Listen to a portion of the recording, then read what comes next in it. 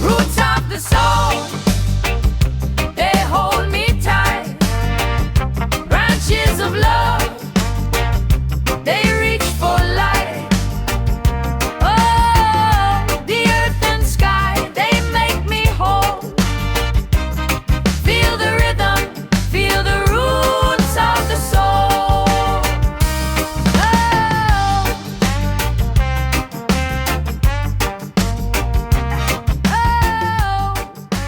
So, muri mutya kansule muri kiriya wamaze dda okunywa ku chimpana shimpagane shampanono champana. Hey yo, hi guys. Bannange badde nze nkyagamba ancestral nti abasajja bava mu heaven omusajja mpakanya it was northern Uganda gulu. Nze nkyayimiridde nti maama waffe Nambi yava mu heaven era yali malayika ya mu ggulu. Ancestral will prove me otherwise. Naye nkomyewo nkyali ku divination oba engeri abantu gye boogeramu n'ensi y'emyoyo lwaki bakola egyo emyeso. Nze nali manyi bazanya kusanga senkulu neyeemoolamoola n'akuba obuntu like oyagala kunzira sente zange gwe boy. Naye ancestral ngambe nno omuzzukulu babeera bagezaako kutapinga mu energy frequency. Yeah, not to character assassinate naye abafere babeerawo n'abatuufu nabo babeerawo nga wakwata mu kintu ekyo asobola kutapinga mu frequencies n'asoma n'akola kino n'ategeera. But now nosanga nolinga waba imagines a fourth dimensional entity ku mutwe gwe ngemutuulako nga nkulu emanyi getting around the frequencies nagwo guba tegwetaaga mweso. Njagala kumanya ancestral omweso ogutaliiko kasuka oba ekintu ekiri physical. Ogwo omweso ogwo wayogedde mbuguta abakyala balina that mweso ogukulira munda oba bakise shakti oba obwannamusoke. Kanjogera olulimi lwe tutegeere obwannamusoke obuli munda nti edda bakyala be baali basoma omweso before the men started. So it's like abakazi bo baali balaba bulabi nga tebalina kye bakebera kyabanga kitya. Era that is why olaba mu bukristaayo what they are calling Holy Spirit is actually a woman, the Rodosh Kadash. There is the Shekinah, the presence. It's actually feminine. And if you look at the Christians, our gifts is a singer. Okay. Meaning it is that feminine divine force within Kolachi. So abasajja just that twaganyo kwesirwala, but we also have the feminine side within us. So in ekitundu ekikyala ekitudde mu ffe. So most men abatandika accessing that side okutandika okulaba nti within them there is a womb that is sterile. Alina obw'omukyala obuli mu ye. Era if you read their palm, left palm, by the way they have you see that womb that flower that eraga nti ono alina ki obukyala, alinamu obw'obukyala bumutudde mu ye. But in most cases he's a what? A man. Is a man. So that's where you'll find aspects of kasowole coming up. Banalongo coming up. Kasowole nti mwana oyo kasowole nabe ebintu byakola biki. But in actual sense abeera with a womb that is containing those energies. You get, so they, like the way they say nti walumba ababulamu atuula muki. So this man with the womb, that sterile womb in way, era abeeramu n'ekintu ekikoze eki ekimutuddemu. Yeah. Okay. So that is why you find that some cultures, though they are rare, there are some that where the men are serving with the women. Bafuuka as if bafuna embeera ziri ezaki ez'abagge.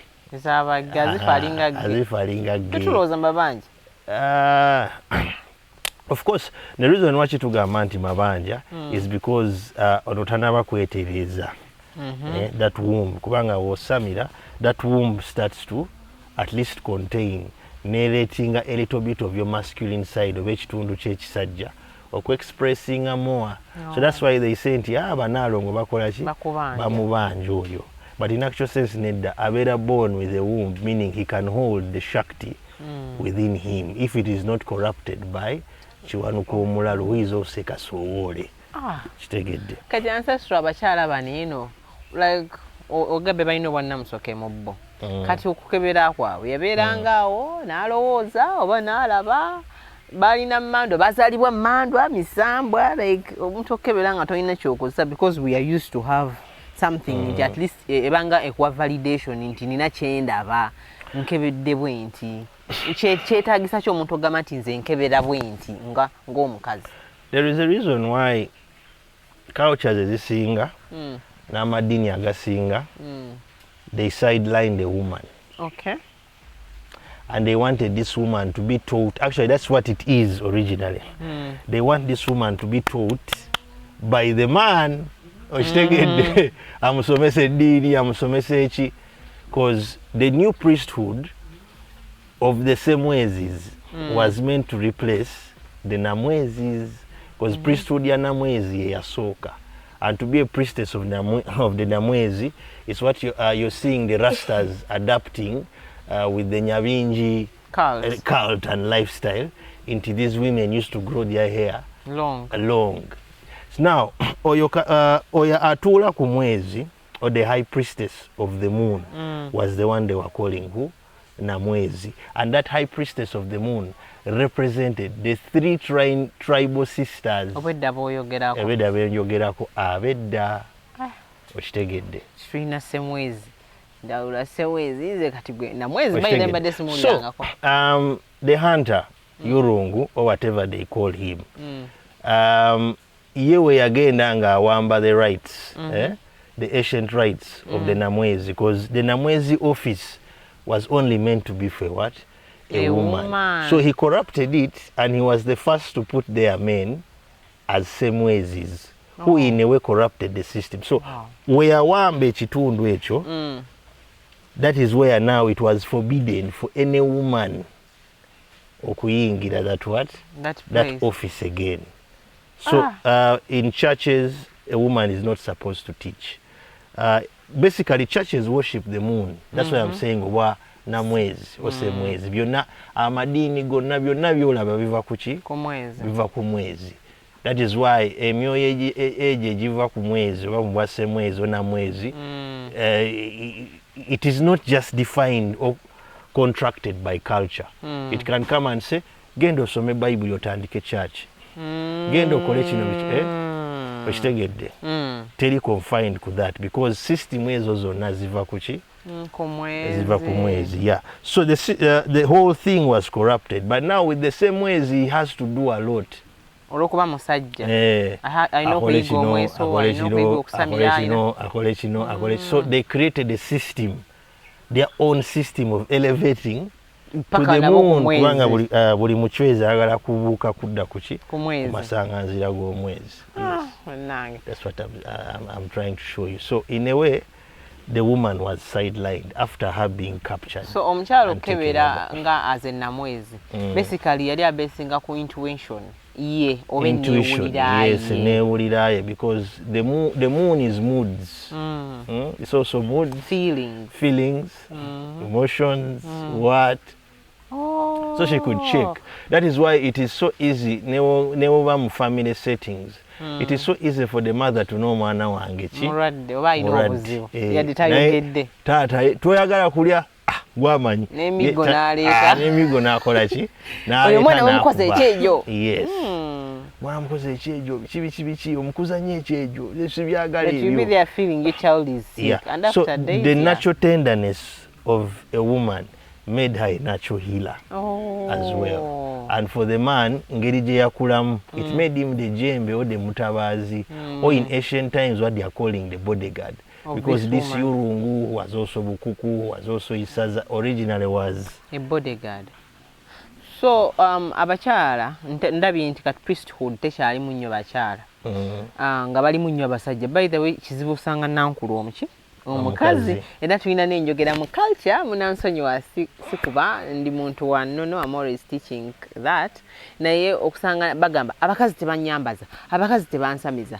So is it also kiveeri daddala biva dda nti omukyala bamutemako omutwe tebaagala abeere anywhere near spirituality? Yes, olaba mu ancient Kem, Misiri eyedda, Mama Nut omukazi yali abeera ku top, then Gabe omusajja Ng'abeera oba wansi. bwemugamba namuzoba ng'abeera wa Wansi. abeera wansi. So eyo image eyo yali inverted, Kati omusajja ali waggulu. and that is also how they invert the world. Nti ffe abali mu south we are actually meant to be Up. in the north, but since they inverted the mother, kati these ones of firepower be bali waggulu, the chiwas abalalu, and then for us Down. of the mother we Tubeera are down. wansi. So until they turn it back, that's when you really know kati mama Nut is going up and Gabe abasajja wansi. b'okunsi bali kudda wansi. So kino kyo kyafuuka an issue to a point that in Judaism or Judaism, the mythology of the Jews, Adam's first wife Lilith, bamugoba kubanga ye yali ayagala kubeera ku top during a sexual position. Nagambye I want to be Nga up. Nut yali ayagala kubeera ku top, Adamu n'agaana n'amugoba. Mbu Kati why? n'aleeta Eva eyakkiriza kubeera wa Wansi. wansi. Ancestral. Okitegedde? Are these things coming in bizze ne mu ngeri zaffe eza bulijjo kuba ozimanyi manyi okuwambibwa kuli eri? Culture zonna ine we baziwamba. They inverted the mother. Is this By why the you time hear? you raise a man and put him on top as Bulamu, there is a huge question. Mark. Thank you. So, is a woman supposed to be the true giver of life? Oba kye tuyita bulamu? Waliwo ekirala kyolaba wali olabyeko omusajja ng'agaba obulamu. Bagamba ensigo. Akuteekamu bagiyita nsigo mazzi tondo. To the ancients, Yeah. even the rain that came from up Was for was Nalugaba. Nut, Nalugaba, the woman. Okitegedde? So the system has been inverted. Omukazi yagaba obulamu. Best example gye nsobola bbawa. Njagala mufune ezo these fruits ze mulya. Oba eza avocado, oba eza ki, oba eza apple. Muzisale mu makkati very well. Then ogitunulire mu makkati olabe kye kifaanana. Yeah, it looks like a woman's V, I'll be honest. Genda otunulire ekimuli ekya roza. Yeah, when it Ngeri coils. So ne mother nature erikulaga everything came from That. enyanga ey'omukyala. Wogenda in the universe simanya Milky Way. Bagikubanga Bagamba ekoyinga bwe. twava mu Sagittarius A. It's a black hole. Enyanga yaki Ya mukyala. ey'omukyala. Ene bagamba nti when our universe dies egenda kuddayo wa. Mu nnyanga. That's where they say nti when you die you'll go back into your mother's. Nnyanga. Okitegedde nti tugenda kuziika mu nnyanga ekyakuzaala kye kiri kukola ki. Kiri kutta. You understand? But now, with all this evidence, kiri kundaga nti omukyala mu butuufu yateekeddwa okuba bulamu. Ab'ebyobuwangwa twogera ne tugamba nti bulamu tatuula ku musajja. Kati sitegeera lwaki ndwawo okuwulira emisambo emikazi nga gyogerwako. Okujjako okuwulira nga tugigatta. Oyo maama nagundi mukazi woono. Ono maama nagundi aba mukazi woono. Like toliwulirayo omukazi yeetengeredde mu buwangwa. Era bw'owulira mu kukola emyoyo gino kizibu okuwulira Jesus kankyogere bwe nti Jesus mukazi. Owulira musajja, Kiwanuka musajja, Bulamu musajja, Namugereka musajja, Ndawula musajja. Kyekiri kye bangamba bawamba the high priesthood of what? The Namwezi. Ne bagikyufuula ki? The one of the Semwezis. Okay. So even now the Namwezi, there's just an image, one who is under a king, you know.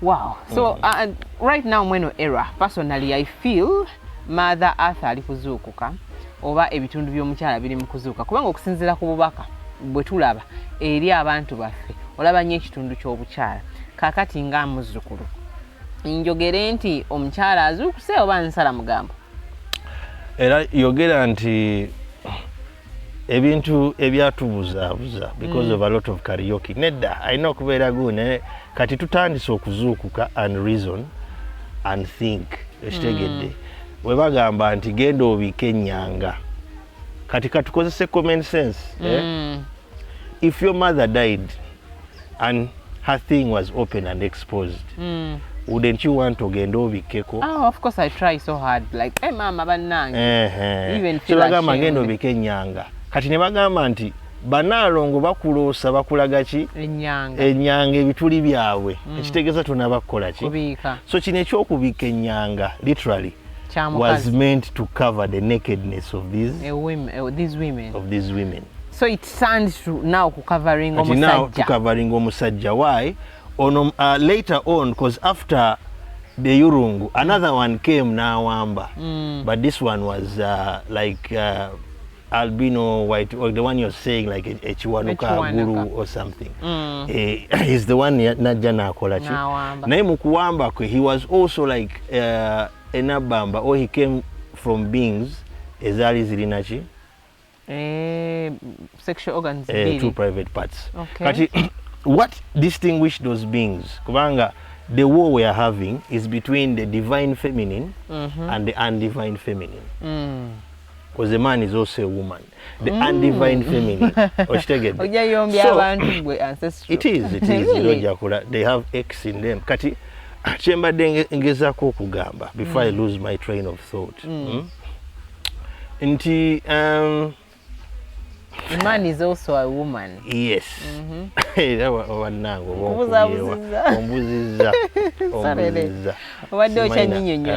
Nti omusajja wenkomye simaina wenkomye with my train of thought. But what I was trying to say is ekyafuula bano abantu okubeera different, the divine and undivine feminine is because they were feminine who were born nga kituufu balina ebitundu bibiri okitegedde, but it was like an elongated clitoris. Nga the nyanga is much more developed. Why? The nyanga would magnify the electromagnetic electricity eva muchino chemuyise the clit, and it would give them energy to live forever, to kukola kyonna kye baagala.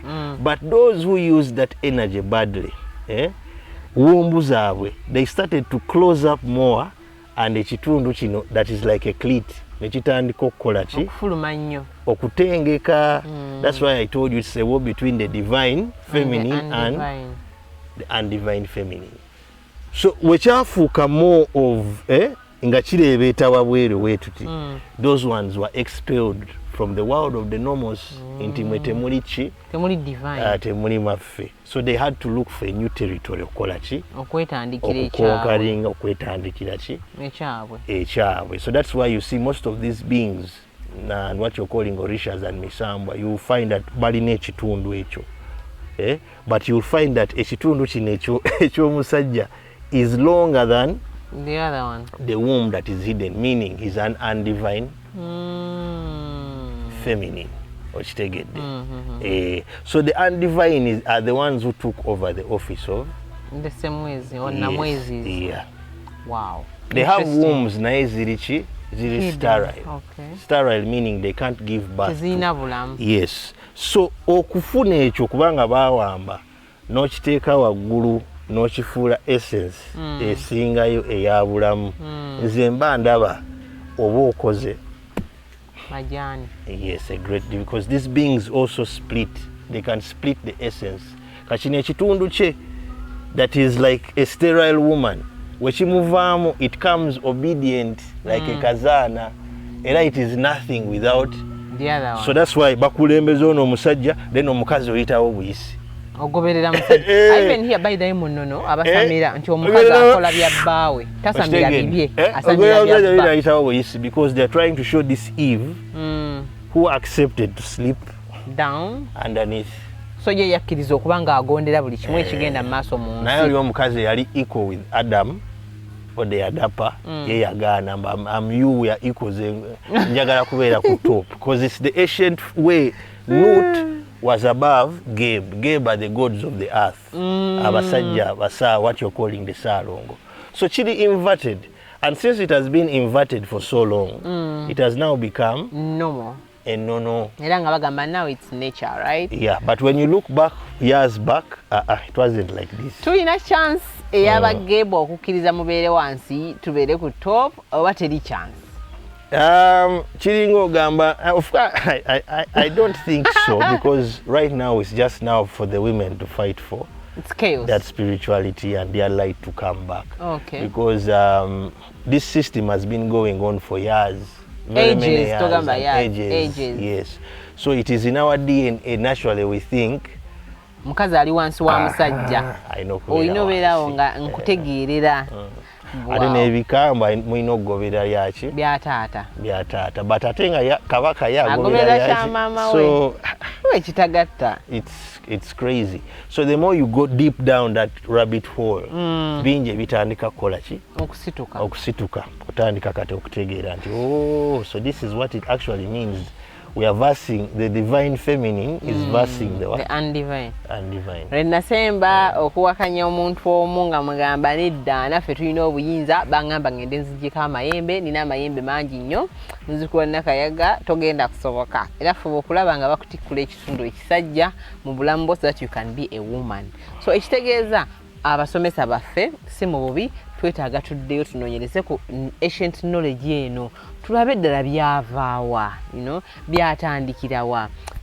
Tisimata yakubeera nga tulwanira nze mukulu omuntu ali divine oba omukyala ali divine ayiga naye how to respect a king in her life. Ye mukyala azuukuse nti togenda kubeerawo gambe nedda nze katonda sebo olutuula wali no ate oyo oba ofuuse undivine. Naye kati ebiseera that's the problem because of the years of to summarizing because of years of abuse na system eno n'omukazi newagezaako okikyusa oba omusajja agezaako okikyusa munda muli mu DNA abaala bazifu waliwo ekitagatta so kiri hard. Anyway, kankomewo tulabe oba nze naasobola okubeera nga nja tandika it is okay nja tandika mbeere ku topo n'abalama mujje muneegatteko tukole sisterhood bagebu tubakkirize tubalage gye balina okubeera si mu bubi. One love guys, stay beautiful and blessed and happy. Branches of love, they